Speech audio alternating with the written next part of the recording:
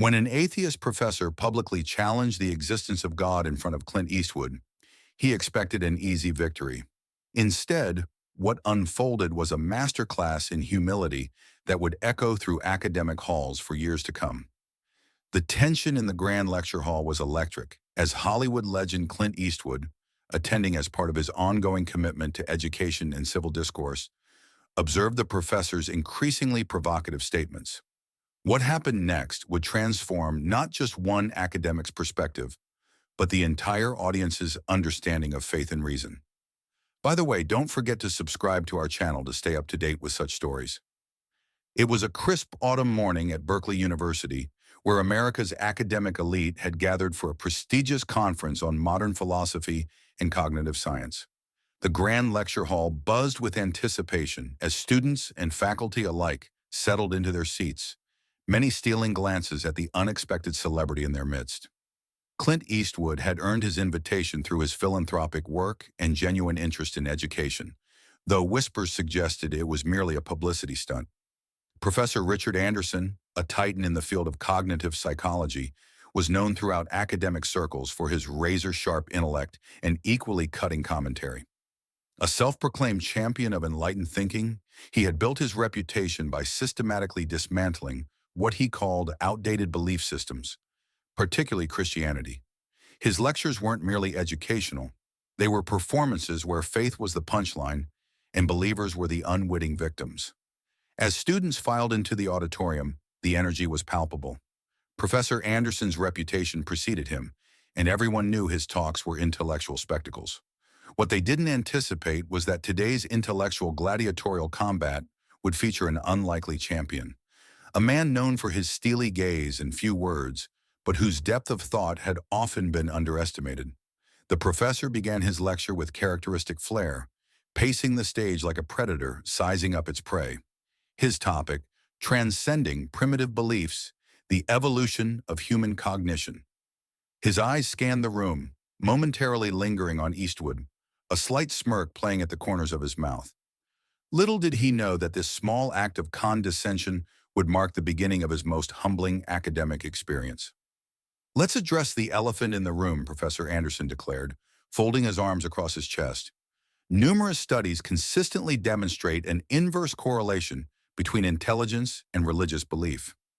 In simpler terms," he added with a pointed look toward Eastwood, "the smarter you are, the less likely you are to believe in supernatural fantasies." Several students shifted uncomfortably as Professor Anderson gestured toward a graph on the large screen behind him. "Observe this declining line. This represents the deterioration of religious belief as IQ and education levels increase. Fascinating, isn't it? Though I suppose some people's cultural upbringing," another glance at Eastwood, "makes it more challenging for them to accept basic cognitive development."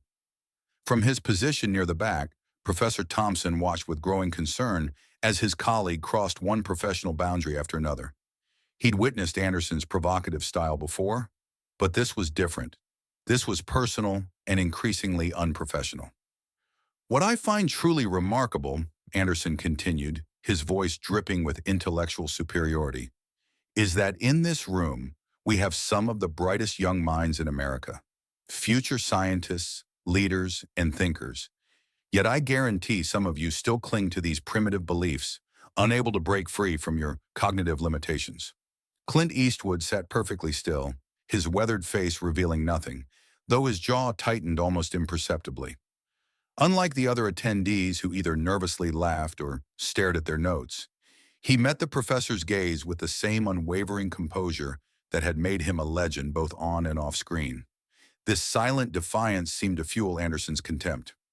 "Tell me," he challenged, removing his glasses with theatrical flourish, "what does it say about someone's intellectual capacity when they still believe in an invisible sky daddy in 2025? When their cognitive development is so stunted that they need fairy tales to explain the world?" His eyes locked onto Eastwood. "Perhaps our distinguished guest would care to enlighten us? After all, I hear Hollywood has quite the fascination with fantasy." The tension in the room was suffocating. Students watched breathlessly as the professor's thinly veiled attack hung in the air. But none of them, not even Anderson himself, was prepared for what happened when Clint Eastwood finally rose from his seat. Actually, Professor, Eastwood's voice, gravelly yet clear, cut through the tension like a knife. I'd be happy to address your concerns about cognitive development. A smirk spread across Professor Anderson's face. Well, Mr. Eastwood wants to educate us about intellectual capacity. He gestured theatrically. Please enlighten us about how your God fits into the modern world of quantum physics and artificial intelligence. First, Eastwood replied, maintaining his composure. I find it interesting that someone who champions intellectual discourse would resort to mockery instead of actual academic discussion. A few gasps echoed through the lecture hall. The legendary actor wasn't playing to the script Anderson had written for him. But since you brought up cognitive development, Eastwood continued. Anderson's smirk faltered slightly. This wasn't the fumbling response he'd expected. Oh, please, he interrupted. Spare us the Sunday school lessons. I've spent 30 years studying cognitive development. Are you suggesting you know better? I'm suggesting, Eastwood continued, his voice gaining strength, that your bias is showing, Professor. You claim to follow the evidence, yet you ignore the countless brilliant minds throughout history and today who reconcile faith and reason. Newton, Planck, Collins. Ancient history, Anderson scoffed. Is God a magnum too? Is that what you're going to tell us next? His attempt at humor fell flat as students watched Eastwood's collected response. You know what's fascinating, Professor? Eastwood stood straighter, his 6-foot-plus frame commanding attention. You mock faith while displaying your own kind of religious devotion, a blind faith in your own intellectual superiority. You've created your own form of dogma, where anyone who disagrees with you must be cognitively inferior. The room fell silent. Professor Thompson leaned forward in his seat, watching his colleague's face redden. Anderson hadn't expected this level of articulation, this calm dismantling of his assumptions. His next words came out almost as a snarl. Fine, Mr. Eastwood. You want to debate? Let's debate. Come down here and explain to us all how your medieval beliefs survive scientific scrutiny. Show us this superior intellect of yours. As Eastwood began making his way to the front of the lecture hall, no one could have predicted how this challenge would end, least of all Professor Anderson himself. The lecture hall fell silent as Clint Eastwood made his way to the front. Professor Anderson's stance was triumphant, clearly anticipating an easy victory over this Hollywood actor. But something in Eastwood's calm demeanor made a few students exchange worried glances. Since you mentioned quantum physics earlier, Eastwood began, his voice clear and steady, let's start there. You claim faith is incompatible with modern science, yet quantum mechanics itself has shown us that reality is far stranger than our limited human minds can comprehend. Oh, please, Anderson interrupted. Don't try to use quantum mechanics to justify. I'm not finished, Professor, Eastwood continued politely but firmly. You spoke about cognitive development. Let's discuss that. You argue that belief in God indicates lower intelligence, yet you ignore the extensive research showing that faith often correlates with higher resilience, stronger community bonds, and better mental health outcomes. Anderson's face twitched. This wasn't going according to his plan. Correlation doesn't equal causation. Exactly my point, Professor. Yet you had no problem implying causation when it suited your argument about IQ and religious belief. A murmur of appreciation rippled through the audience. Professor Thompson watched as his colleague's confident smirk began to fade. But let's address your real issue, Eastwood continued. You're not really angry at God or religion. You're angry at what you perceive as intellectual weakness. So let me ask you this. What's more intellectually honest, admitting there might be things beyond our current understanding, or arrogantly claiming we figured it all out? Anderson's face reddened. That's not. When you mock faith, Eastwood pressed on, you're not just mocking me or my beliefs. You're mocking the billions of people throughout history who found meaning, purpose, and profound truth in their relationship with God, including, I might add, many of the scientists whose shoulders you stand on. The professor's composure was cracking. He hadn't expected this level of articulation, this calm dismantling of his assumptions. Students who had been smirking earlier were now watching Eastwood with growing respect. So tell me, Professor, Eastwood's voice took on an edge of challenge. What's more indicative of stunted cognitive development? Believing in a higher power or believing that mockery is a substitute for actual intellectual discourse? The room held its breath. Professor Anderson opened his mouth to respond, but for the first time in his career, he found himself completely unprepared for what was coming next. Professor Anderson gripped the podium, his knuckles white. You're just, you're twisting things, he sputtered. Science has explained everything that religion once claimed was divine intervention. Has it? Eastwood's response was measured. Then perhaps you can explain consciousness, Professor, the origin of life itself, why the universe's physical constants are perfectly tuned for life to exist. Those are just gaps in our current knowledge. Exactly, Eastwood interjected, gaps in our knowledge. Yet you're so certain that nothing divine could possibly exist within those gaps. Isn't that itself a form of blind faith? The audience was completely captivated now. Several students who had laughed at Anderson's earlier mockery were nodding along with Eastwood's points. But let's talk about your real argument, Eastwood continued. You suggest that faith is a crutch for the intellectually weak. Yet here you are, using your academic position as a crutch to bully those who disagree with you. Which one shows more intellectual insecurity, Professor? Anderson's face had turned a deep shade of red now. Now listen here, you— No, Professor. You listen. Eastwood's voice was firm but respectful. You claim to champion free thinking, yet you ridicule anyone who thinks freely enough to disagree with you. You preach intellectual superiority while displaying intellectual intolerance. The tension in the room was electric. Professor Thompson shifted uncomfortably in his seat, seeing his colleague's carefully cultivated authority crumbling before his eyes. So here's my question for you. Eastwood paused, his gaze steady. If belief in God is such a sign of intellectual weakness, why are you so threatened by it? Anderson opened and closed his mouth, but no words came out. The silence in the room was deafening as Eastwood prepared to deliver his final argument, one that would leave the professor wishing he'd never started this confrontation. I'll tell you why you're threatened, Professor. Eastwood's voice carried clearly through the silent hall. Because deep down, you know that your entire worldview rests on a fundamental contradiction. Anderson gripped the podium tighter. What? What contradiction? You claim to follow evidence and reason, yet you've made an absolute negative claim, that God cannot exist.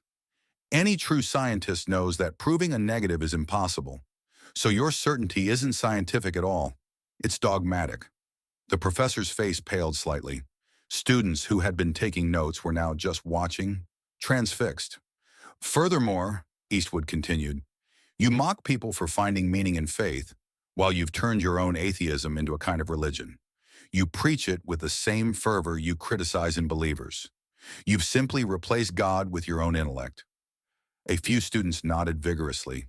Even some who had initially sided with the professor were now completely engrossed in Eastwood's dismantling of their teacher's arguments. But here's the most telling contradiction. Eastwood paused, his eyes locked with Anderson's. You claim that believing in God is a sign of lower intelligence, yet you're unable to counter even basic theological arguments. So which is it, Professor? Are believers intellectually inferior, or are you just intellectually unprepared? The silence was absolute. Professor Anderson's mouth opened and closed, but no words came out. His entire academic career had been built on intimidating students with his intellectual superiority, but now facing Clint Eastwood's calm reasoning, that facade was crumbling. And here's the question that I think will really demonstrate the flaw in your thinking, Eastwood said, his voice calm but powerful. You argue that faith in God is irrational, yet you have faith that consciousness arose from unconscious matter, that life emerged from non-life, that order came from chaos, all without any divine guidance. So tell me, Professor, which requires more blind faith? Believing in a divine creator, or believing that nothing created everything? The look on Professor Anderson's face made it clear he had no answer, and that's when he knew he had made a terrible mistake in challenging Clint Eastwood's faith. The silence in the lecture hall was deafening. Professor Anderson stood frozen, his mouth slightly open, clearly searching for a response that wouldn't come. Students leaned forward in their seats, waiting for his rebuttal to Eastwood's devastating logic. Well, that's not, Anderson stammered, his academic prowess crumbling before everyone's eyes. His hands trembled slightly against the podium. The fact is, Professor, Eastwood continued, his voice still respectful but firm, your bias against faith isn't based on reason or evidence. It's based on prejudice. And prejudice, as you often teach, is the enemy of true intellectual discourse. That's when Professor Thompson chose to intervene. Perhaps, he called out, rising from his seat, we should return to our scheduled program. We have a lot of material to cover today. Eastwood, recognizing the mercy being offered to the humiliated professor, nodded graciously. Thank you for allowing me to share my perspective, Professor Anderson, he said, turning to return to his seat. The legendary actor's dignified exit only highlighted Anderson's earlier rudeness. The professor stood at his podium, visibly shaken, watching as Eastwood walked back to his desk, the other students' eyes following him with newfound respect. Professor Anderson attempted to continue his lecture, but his voice had lost its earlier confidence. His hands shook as he shuffled his papers, and his eyes kept darting to where Eastwood sat, as if expecting another intellectual assault at any moment. For the next 30 minutes, Professor Anderson attempted to continue his lecture, but the damage was done. His voice, usually so confident and commanding, now wavered with uncertainty. Every assertion made seemed to echo with his earlier humiliation. Students who had once hung on his every word were now stealing glances at Eastwood, their expressions a mixture of awe and respect. A few were quietly taking notes, but not about the lecture. They were recording what they had just witnessed. The modern approach to cognitive development, Anderson's voice trailed off as he caught sight of Eastwood taking careful notes. The same composed expression on his face. The professor quickly looked away, losing his train of thought entirely. In the back of the room, Professor Thompson watched with a mix of sympathy and understanding. He had warned Anderson about his increasingly aggressive attacks on students' beliefs, but his friend had been too convinced of his own intellectual superiority to listen. The once mighty professor's hands trembled slightly as he turned to the presentation slides. Words that he had confidently proclaimed hundreds of times before now seemed to mock him. Rational thinking in the modern age. The irony was lost on no one. A student raised her hand to ask a question about the material, but Anderson flinched visibly, as if expecting another challenge to his worldview. The rest of the class passed in a blur of stumbled explanations and uncomfortable silences. Not a single person in that lecture hall was thinking about the scheduled material. They were all replaying the moment when a Hollywood legend's unwavering faith and sharp intellect had systematically dismantled their professor's life's work. As the lecture finally drew to a close, the usual shuffle of students packing their bags was accompanied by an unusual buzz of excited whispers. Groups were already forming, all discussing what they'd witnessed. Did you see how he just... I've never seen anyone stand up to him like that. The way he stayed so calm while the professor just... Professor Anderson barely managed to dismiss the class, his usual authoritative closing remarks reduced to a mumbled, "We'll continue next time." His hands shook as he gathered his materials, avoiding eye contact with everyone.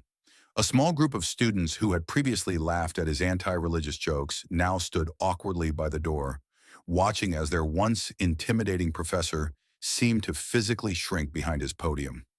The intellectual giant who had dominated this hall for years had been revealed as something far less impressive.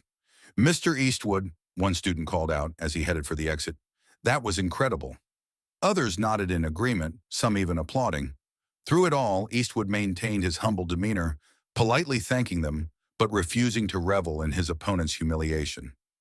Professor Thompson approached his colleague, who was still frozen behind the podium. "Richard," he said quietly, "perhaps this is an opportunity for some reflection." Anderson just nodded, his eyes fixed on where Eastwood had been sitting. The actor's empty seat seemed to mock everything Anderson had believed about faith, intelligence, and his own intellectual superiority. The question now wasn't whether he would change his approach to teaching. It was how much of his worldview would survive this devastating encounter. As the conference concluded that afternoon, Professor Anderson was seen sitting alone in the now empty lecture hall, staring at his notes. 30 years of mocking faith reduced to meaningless scribbles by one man's unwavering conviction. "Excuse me, Professor." It was Eastwood, stopping by before leaving. Anderson looked up, his arrogance replaced by something new: respect. "You know," Anderson said quietly, "in all my years of teaching, no one has ever made me question my own intellectual arrogance like you did today." Eastwood smiled graciously. "Sometimes the strongest arguments for faith are made by those who try to destroy it." The professor nodded slowly. "Maybe," he replied, "the truly closed minds aren't the ones who believe in God, but the ones who mock those who do." That day became legendary in academic circles, not just as the day when Clint Eastwood defended his faith with extraordinary eloquence, but as proof that when truth meets arrogance, truth always wins. The video from that lecture hall circulated through every major university in America, reminding everyone that faith and intellect aren't enemies. They're allies in the search for truth. If this story inspired you, remember that it's never about winning arguments. It's about standing firmly for what you believe with both conviction and respect. As Eastwood demonstrated, the most powerful testimony isn't found in shouting matches, but in the quiet strength of unwavering faith coupled with intellectual integrity.